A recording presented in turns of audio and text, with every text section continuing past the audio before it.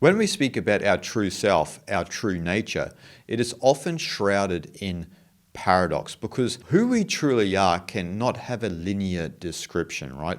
We don't have an actual logical conclusion.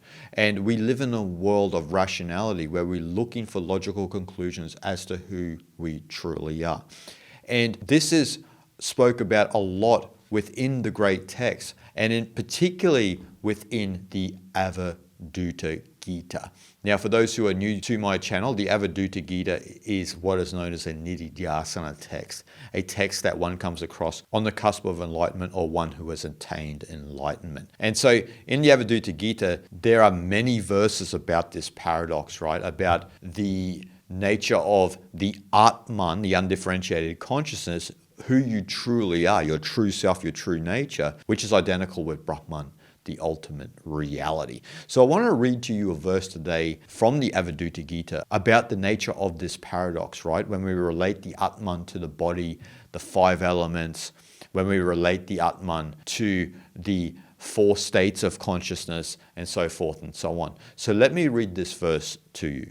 The Atman neither has a body of five elements, nor is it without a body. Truly, everything is the Atman. How can the three states and the fourth be ascribed to the Atman? Now, first in this verse, you see Lord Dattatreya explain in the Avadhuta Gita that the Atman is without the five elements, but it is also not without the body, right? And so you've got this paradox here of is it either or? Now, one of the ways to understand Advaita Vedanta is to understand it from more of an integral approach. So that type of idea, you would say then that Brahman is immanent within reality, but also transcends it. It's not an either or situation. We are an aspect of that, right? And so we're not like illusory per se. The world is real as Shakti, as the power of Shiva, right?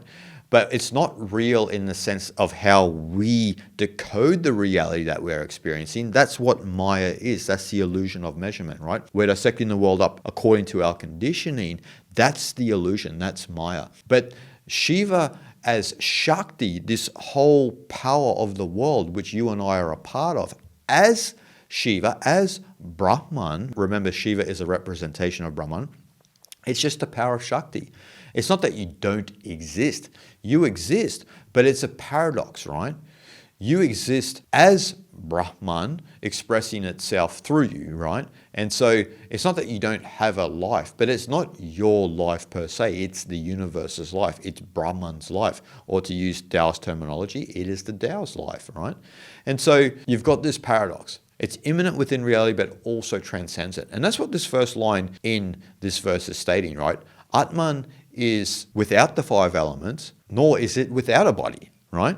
So Dattatreya is saying here, it doesn't have the five elements, but it also has a body. And so you have to understand it from this perspective, right? To understand that deeper knowledge, that it is not either or. It's immanent within, but also transcends it. Ultimately, it transcends it in the sense that if we look at it from the perspective of Nirguna Brahman, right? Nirguna Brahman is Brahman without qualities, which we could say is the ultimate aspect of the totality of existence. We don't really know what that is, but that's the fundamental substratum, right? But then there's Saguna Brahman, which is Brahman with qualities.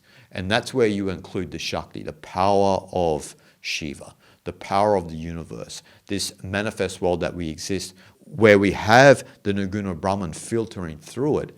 And it is what it is. We're experiencing this reality as it is.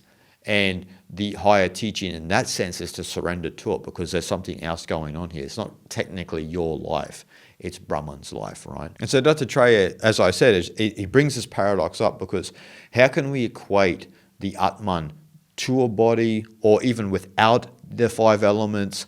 It's a lot of wordplay here, right? But how can you reduce it to either or, without or not without, and so forth and so on. This is why you have to have a higher understanding of kind of this integral approach where it's immanent within reality but also transcends it. In Taoism, there is a concept in Chinese called sha sheng, which is mutually arising.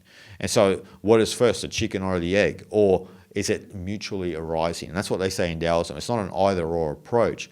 life is paradox. Paradox is the window of understanding, because you can't reduce the universe to a logical conclusion. You can't reduce it to a formula, so to speak, and have a statement which explains the totality of the universe. That's, again, a logical and rational interpretation, and we have to get outside of those. And so Dattatreya then says, truly everything is Atman, right? And then he says, how can the three states and the fourth be ascribed to Atman?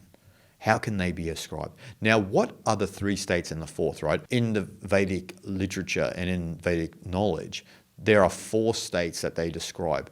There is the waking, the dreaming, the dreamless sleep state, and then there is Turiya, which is the fourth. And so Turiya is usually related to the Atman, right? It's that fourth state of consciousness that is beyond the other three states, which relate to the manifest world, right? So the three states you can all experience. Even, for example, the dreamless sleep state is experienced because you can verify that experience upon awakening, right? When you wake up in bed, you've had this dreamless sleep state of consciousness, and then you can verify that you were in that state, right? It was an experience, maybe that you were not cognizant of or conscious completely in that experience, but you can verify it, right? Where Turiya is not experiential. The Atman itself is not an experience, it's the fundamental substratum. And that's what Turiya is that fundamental substratum. And so Dattatreya here in the Avadhuta Gita is saying, how can the Atman be related to the first three states? First of all, he says this, right? To the first three states, because they are an experiential aspect of reality.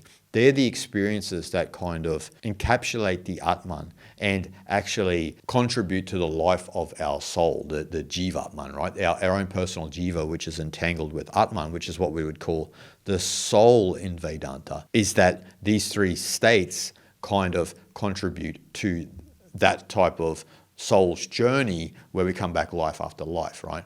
And so they kind of encapsulate the true nature of ourselves as well, where we forget that we are the Atman and we live through the experiential realm, right? And so, but cleverly, Dattatreya also says the fourth as well, right? So he says also Turiya. How could the Atman be ascribed to Turiya itself, right? But he's talking in the sense here, not of like that Turiya is not the Atman. He's saying that Turiya as a concept, Turiya as kind of an indication is kind of an illusion. How could that actually be the Atman, right? We're only using words here to point to, right? So they had to create a word for the fourth, because when we look at the three states of consciousness, that's only about the experiential realm. And so when we're talking about the fundamental substratum of Atman, which is Brahman, then how do we describe that? And so the way that they were described that was through Turiya. But it's not essentially Turiya, right? Because Turiya isn't an experience. And the Atman and Brahman are not a concept. But when we're caught in this linguistic framework, we need words and concepts to indicate what we're talking about.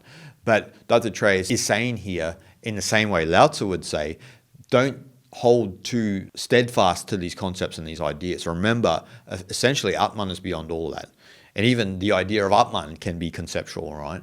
But we sort of know what we're talking about. When we're saying Atman, we're saying that undifferentiated consciousness that we all fundamentally are, that fundamental substratum, which is one with the ultimate reality. And so this is what Dattatreya is saying here, that the Atman essentially is beyond everything, but it's also immanent within it. It is the fourth. It is the waking, the dreaming, and the dreamless sleep state of consciousness. It's in everything, but it's also beyond that as well. And from a spiritual perspective, and as spiritual aspirants, we shouldn't identify particularly things of the experiential realm with Atman itself. This is more for your own spiritual practice. Yes, it is immanent within that reality, but for you to go deeper in your meditation practice and deeper into your contemplation and comprehension of the all, then it's good to not identify Atman with these things that are temporary and impermanent, and also of the manifest world, right? Because it essentially is beyond that, even though it's within that. So it's like understanding the Nirguna Brahman as opposed to the Saguna Brahman, right? You've got Nirguna without qualities, Saguna with qualities. And so that's what we're talking about here. The Atman essentially in its foundational state is Nirguna, but it exists also within the Saguna realm. There could be no life without the ultimate reality imbuing the world with its essence, right? And we are all a byproduct of that. We are expressing Brahman as itself. It is doing us rather than we are doing it. And that is the understanding that we need to finally comprehend within this great text of the Avadhuta Gita. Shanti, shanti, shanti.